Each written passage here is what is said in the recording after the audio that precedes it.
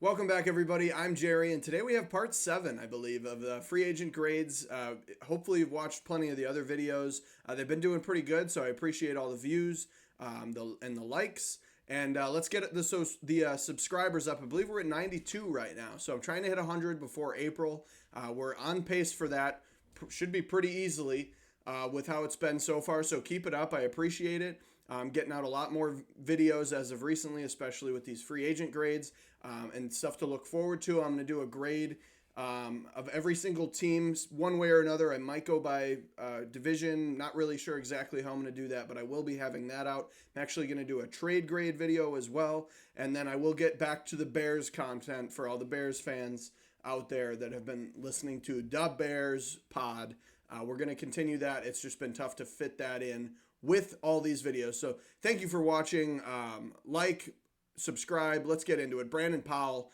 Big fan of Brandon Powell. He's just kind of a depth receiver. Last year he was wide receiver 4 for the Vikings, but he made big plays when he needed to. He's really good after he has the ball in his hands, and he's also a big special teams guy. He's their kick returner, and I really like the price at 1.15 million, less than the veteran minimum. So to get a guy that has the ability to be a playmaker on offense, although he is very small, he's like 5'8" and nowhere near 200 pounds. But because he's able to have that effect there and special teams, it had to be an A plus because that's one of the cheapest contracts you can get.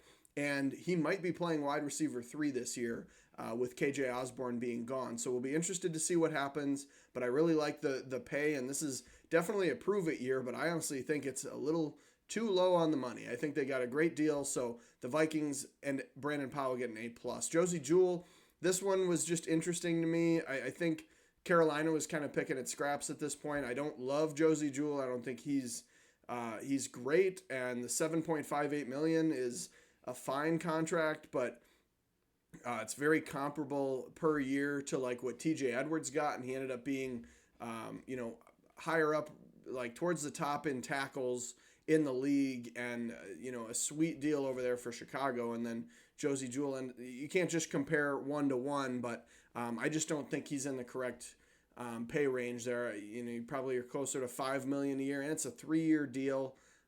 So I don't love this signing out of Carolina. They did need a linebacker, and they needed to fill the position, so that's where the C plus comes from. I just don't think I don't think it's a great deal, and I think they paid a little bit too much money.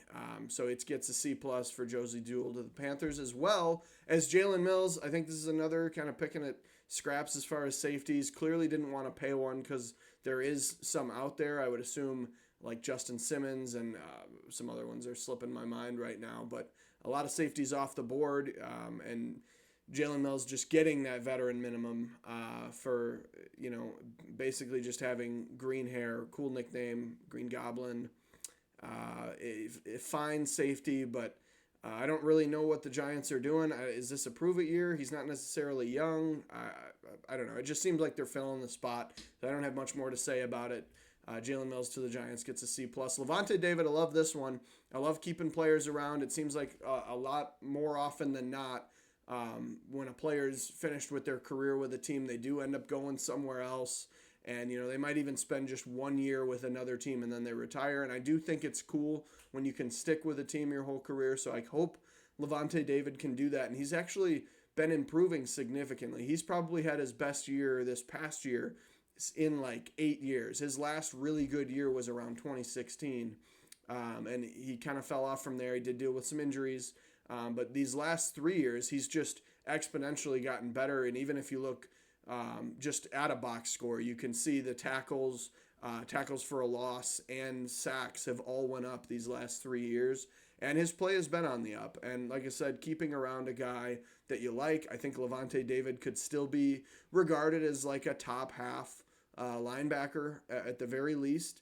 And you're getting him for $10 million, whereas we just talked about Josey Jewell getting paid 7.58 for a year for not quite the performance that Lavonte David brings. So I think great deal. Not an amazing deal for the Buccaneers, but it boosts it a lot for me sticking with the team and his play has been on the up. So I think he's worth the 10 million, and the Buccaneers get an A- for Levante David. And then we have Simone Biles' husband. That is Jonathan Owens, more known as Simone Biles' husband. I think great signing by Ryan Poles, bringing Simone Biles to town. This is just a depth piece for Chicago. I think it's fine. 2.25 million is a very low contract, especially for his production with the Packers last year. He actually had a fairly successful year at safety.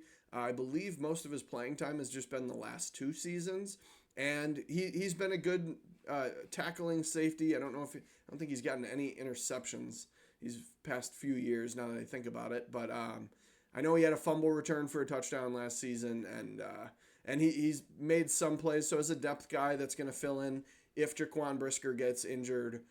Or if something happens with Kevin Byard, I think he could probably slot into both of those spots. And again, this is not an amazing signing. I think it's a good deal, 2.25 million for a depth guy. But it gets a B to the Bears for Jonathan Owens. Raekwon Davis. This is ironic. Not that you guys would know any of this information, but I did a Colts franchise on Madden. Which if you'd like Madden content, comment down below. I could try to figure out how to do that. I am not super bright when it comes to I know I'd probably need a capture card, but if you'd like Madden content, I would love to put that out and have fun playing Madden. But I had Raekwon Davis, and I was the Colts, and I actually drafted him. I had to use a draft class. I can't remember what year that would have been. 2020, 2021, one of the two.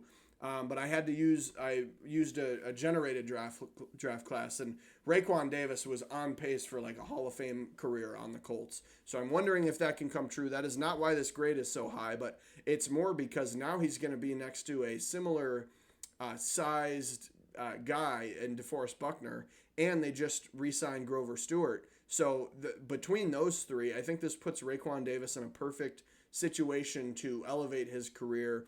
I don't think he's lived up to his draft stock back from when he was drafted, and I think he could have played better, but now I think he's in a situation where it is quite literally perfect for his growth and development and becoming a better player. So I really like the fit a lot, as well as I think it's a fair deal for what defensive linemen are getting paid. There's interior defensive linemen making $30 million, and it's not that he would be worth $30 million. Obviously, his performance hasn't been great so far in his career, but I think it's a nice addition for the Colts. And if for some reason they had to move on from DeForest Buckner, he would be in a good position to where he could kind of take over that role if he can learn from him and grow. So I like the fit, and I think the price is fair, so he gets an A- to the Colts. Danielle Hunter, on the other hand, just an absolute freak of nature, goes to the Texans. The Texans have had a really good offseason so far, and the crazy part is they're making signings as if they're going to be a Super Bowl contender, and I think they can do it, and I like that. I like the Texans. They've signed a lot of defensive linemen, and D'Amico Ryans, whose name in the past couple videos I just could not remember. He's made some good signings. The only reason this isn't like an A or an A+ is because I think it's a lot of guaranteed money for a guy that's had injury problems in the past in Danielle Hunter. So paying him 2 years, $49 million, and then $48 million is guaranteed. So pretty much fully guaranteed. I think that's a risky move.